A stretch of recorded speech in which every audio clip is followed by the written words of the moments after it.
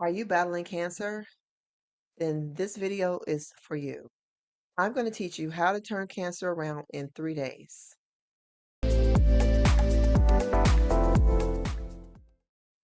Hi, I'm Joy with Breaking Princess 101, and I run the School of Deliverance, Breaking Princess 101 School of Deliverance, where you can get courses and coaching so you can start your healing journey, your deliverance journey, and get delivered any time of the day or night in the privacy of your own home.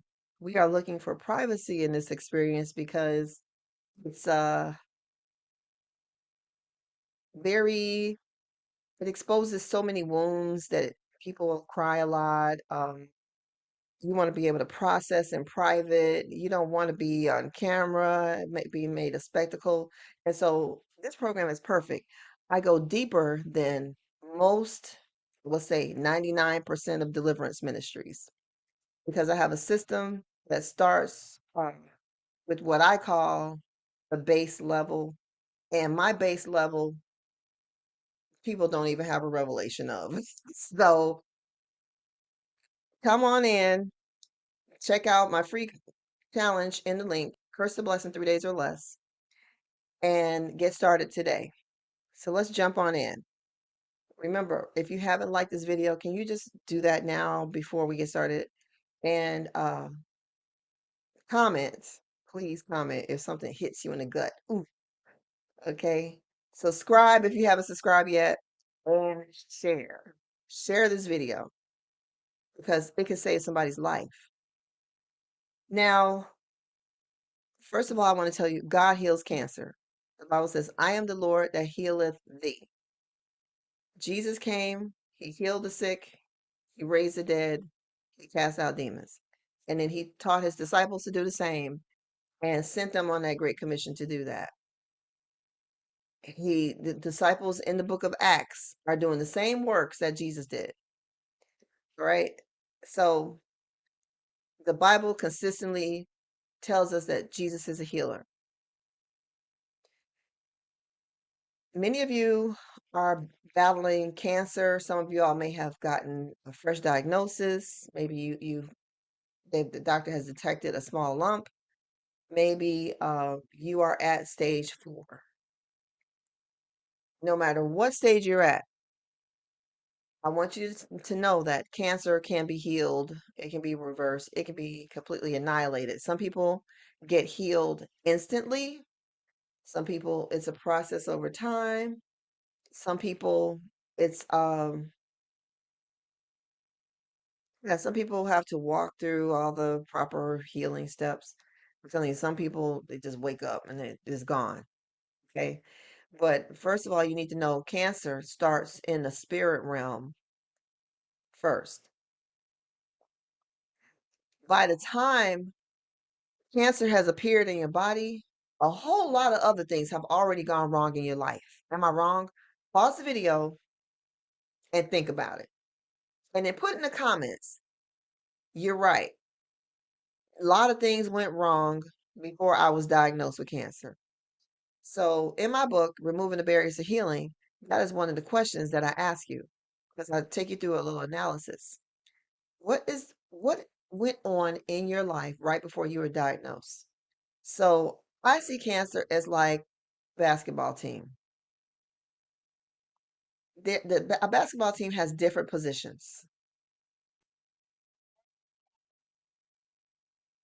We have the point guard, the shooting guard, the small forward, the power forward, and the center.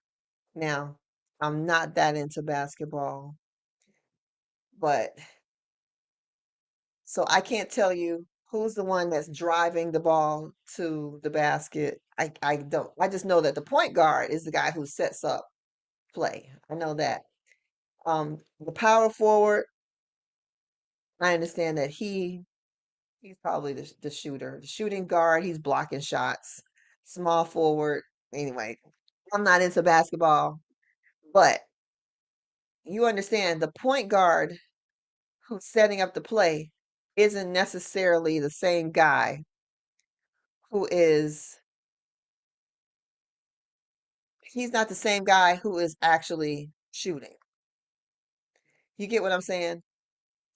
He it take the whole team. They're setting up the ball. They're playing. They're setting up the play.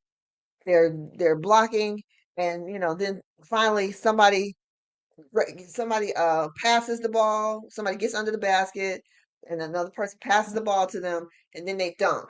Or anyway, it's a lot of moving parts before the ball actually gets to the basket. That's what I'm saying. So in the fight for, I want to say, when the devil is coming after you to kill you through illness, there's a lot of things that happen in your life before the illness ever shows up. By the time the illness actually shows up and they say, okay, you got stage 4, you had all this other stuff going on. You had all these other things going on in your life before the cancer actually showed up. And those are the things that have to be dealt with.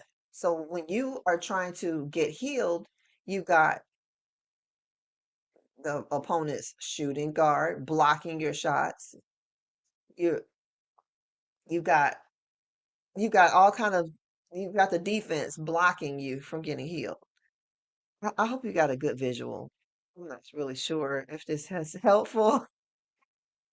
I'm not sure. Um, I'm not that into sports, but I did have boys and I did watch basketball with my dad. So please forgive me if I butchered that example. Please forgive me. But you do understand it's a team effort when the devil's trying to kill you. It's not just one demon trying to kill you. So um, I'm trying not to put people's personal information out there. So I'm going to try to use a random example. Um, hmm, let's take someone I knew. Her life looked real pretty on the outside, but inside it was a mess. It was a whole mess. She experienced sudden death, really. She had a pain or whatever, went to the doctor. Oh, we have to have emergency surgery. Boom, she's gone.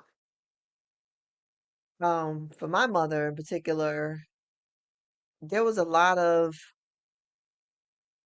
heartbreak leading up to the illness itself. By the time the illness showed up, she was so hurt. My mother was so hurt and broken down that it would have just taken a whole lot to even pull her out of that. Like the heartbreak is so real. It almost makes you feel like you want to die. And so death shows up and says, okay, I can take care of that for you. Not a problem. Not a problem. So what I'm finding, so with this patient, I'm going to call her patient. She's not my patient, but I might as well call her my patient. So I recently went to help a woman who was battling stage 4 cancer, and I went down to help her. I just met her online. She trusted me. I trusted her. And I came down and started working on her through juicing and talking to her about diet. I prayed for her, fixed her food. I mean, it was really intense. Like my heart was in it. I was so passionate about it. And it was just beautiful. Her kids like me. And I really, really appreciate it. My husband didn't even know if I was being set up. He was scared that I was being set up because I'm going to see this random person that I never knew. And but it was equally as risky as for her because she didn't know me, you know. But I understand there are predators online and all that stuff, but you know when a person's real. You can, and if you can't, you need to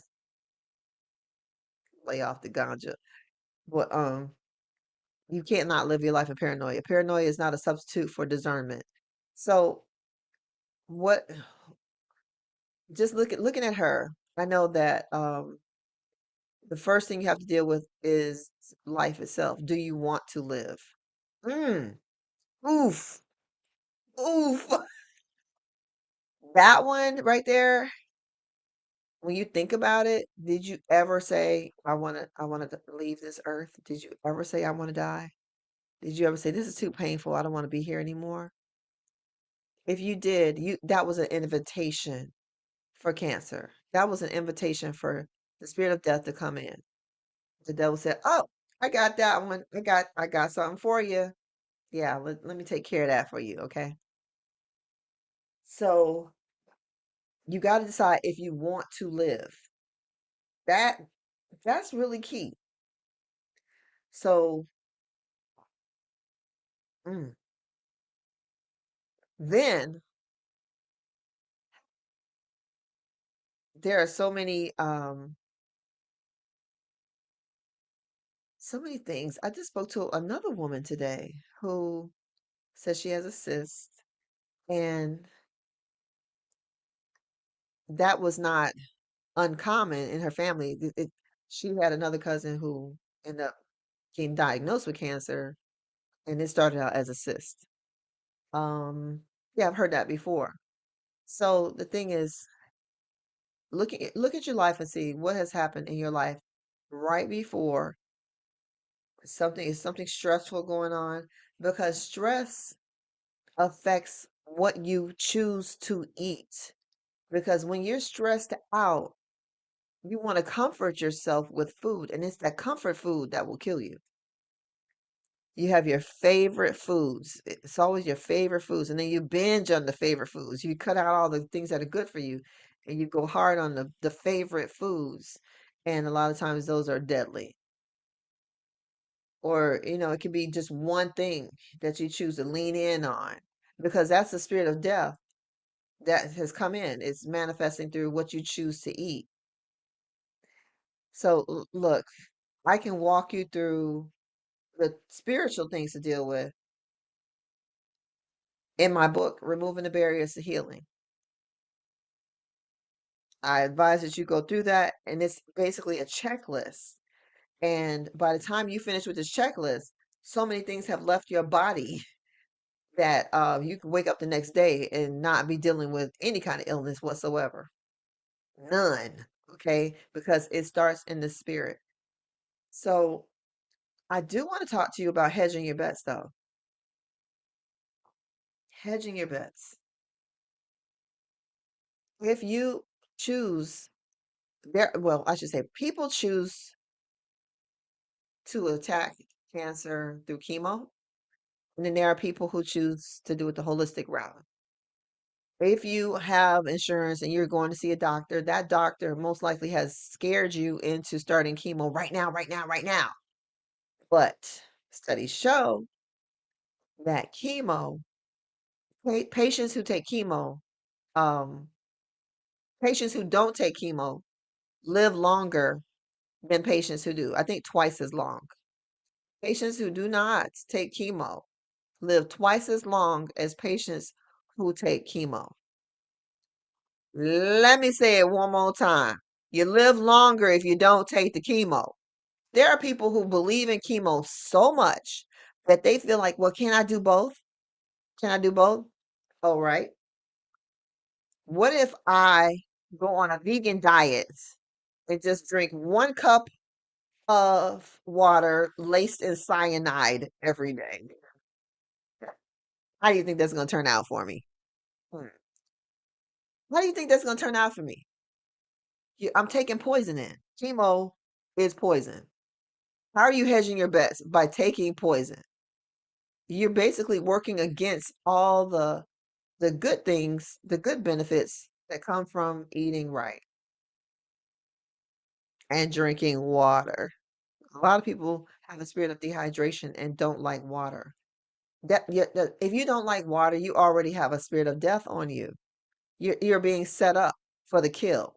So by the time the disease comes, you can't fight it because your body's not getting enough water anyway. You're easy pickings. You're low hanging fruit for the devil. You're low hanging fruit. Easy. Yeah, like the devil don't even have to fight hard to get you because you're already marked. So there's no such thing as hedging your bets with God. Oh, well, can't we pray over the chemo that God will bless it? Can you pray over cocaine? and smoke it and sniff it. It's like praying over your weed and smoking it. Do you pray over your cigarettes? You know what I'm saying? Do you pray over your beer? Is it starting to sound crazy yet? Wow. Praying over your fentanyl. Really? Are you serious? If it's poison, it's poison. Why would God bless the poison? Because you choose to take it. Well, Lord, you know I can't stay away from this crack, so I'm asking you to bless it in Jesus' name. What? Stay away from it. It's poison. Poison. It's poison. All right. So a lot of times when you think you're hedging your bets, you're going right back into the enemy's camp. You're low hanging fruit for the devil. Low hanging fruit. He's gonna pick you off. Okay. So I helped a woman turn cancer around in 3 days. First, I found out. Well, first thing I did was start her on the juices. Second thing I did was, whoa, no. The first thing before we even got there, we found out she had been sacrificed. Two different people said she had been sacrificed. So me and my prayer teams prayed to break the curses over her. Then I showed up with the juices and the love and the prayers. It helps to know that you're not being rejected. And the fear, she had a lot of fear of what was going to happen to her kids. I'm like, so I get that. What are you afraid of? What are you afraid of? What's your biggest fear? That's the point guard. Fear is setting you up for the kill, okay? There is no fear in love. Perfect love casts out fear, all right? Perfect love casts out fear. Does God love you? Stop scrolling. Stop doom scrolling on TikTok about all the bad things that are happening to people, and oh my goodness, it could happen to you any minute. Stop it. Doom scrolling. Whatsoever things are good, honest, pure, just, of good report. If it be of any virtue, if there be any praise, think on these things. That's Philippians chapter 4, something, something, maybe 13. I don't know. Philippians chapter 4. It's in there. Think on good things. All right. Uh, okay. So the juicing. First we had to break the curse, take her off the altars. Then we had to bring in the juicing. Day two, I realized she wasn't even drinking water. Not enough. Not much at all. At all. Okay. It's a consistent theme among people who are dying of cancer. They don't like water. Water tastes nasty, and they are a slave to their taste buds. So instead of getting enough water, they just choose not to drink it at all, not knowing it's killing them. So people are a slave to their taste buds. They're a slave to their own desires. Your desires are killing you. Your body wants what it wants, whether it's good for you or not. It wants what it wants. We live in these sinful bodies. It's called the lust of the flesh. Our flesh lusts for whatever it wants. It doesn't care what's good for you. And if you obey every urge that your body has, you'll be locked up somewhere. You'll be locked up somewhere, okay, or on somebody's hit list because you would have hurt somebody. And you're hurting yourself every time you just obey and do what your body likes. That's crazy. All right, so that was the juicing, the water. Oh, and then she had to eliminate the bad foods, anything that came from an animal. Getting her to change her eating habits, that was the hardest part and still is to this day. Okay? Because some people just don't like to cook. When you obey your body, you miss out. Your body is setting you up for the kill. Laziness is setting you up for the kill. Convenience is setting you up for the kill. There are people out here who don't even know what a kitchen is. Like, you come to the kitchen, drink your coffee, and that's it. You don't do nothing else in the kitchen. It's setting you up for the kill. So when you need to learn how to fix a meal, when you gotta stay out of the store to help yourself, you don't know what to do. Discipline yourself. Get in the kitchen. Learn how to plan a meal and then fix it. Learn how to clean your kitchen. Okay, it's not just for show. It's not just to hang out in, right?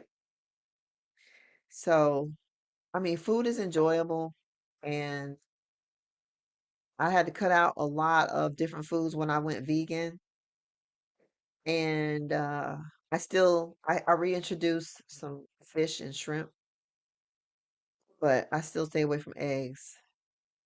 So it's really helped me. When I eat eggs, my nose start running. I start sneezing a lot. It's like the mucus lining, whatever that is inside of my sinuses, it just breaks down if I eat eggs. And now I'm exposed to the elements and I'm sneezing and my nose is running. I don't hardly even use tissue anymore. I hardly blow my nose anymore since I stopped eating eggs and chicken. And yeah, so I hope this helps you. I mean, just those things alone are going to turn the cancer around. But the main thing is you have to deal with the spiritual realm first, because if you don't, you're going to keep getting blocked every time you try the natural stuff.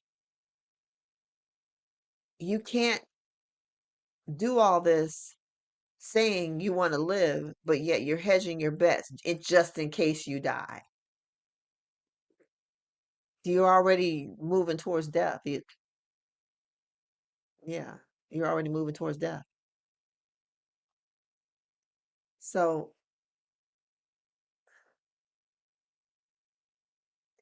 that being said, I'll stop there. If you have any questions and if you want to get into my course, Removing the Barriers to Healing, or buy the book, the links will be below.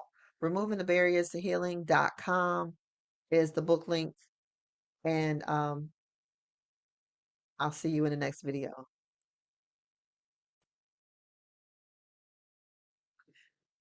Get delivered any time of the day or night in the privacy of your own home. Check out our program, BreakingCurses101.com, where you can get deliverance courses, group sessions, and one-on-one sessions. You can turn your life around in 3 days with our challenge, Curse to Blessed in 3 days or less. The courses we offer are Fight Witchcraft and Win, Spirit Spouse Deliverance, Slave Master Spirit Spouses, Pharmakia Deliverance, The Jailer, and more. You can also purchase our book at this link.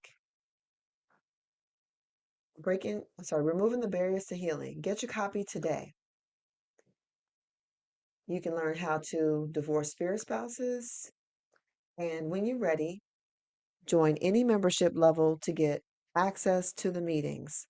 Level 3 gets you an onboarding call that allows me to assess your situation and prescribe a specific pathway to deliverance for you. So I'll see you inside. BreakingCurses101.com.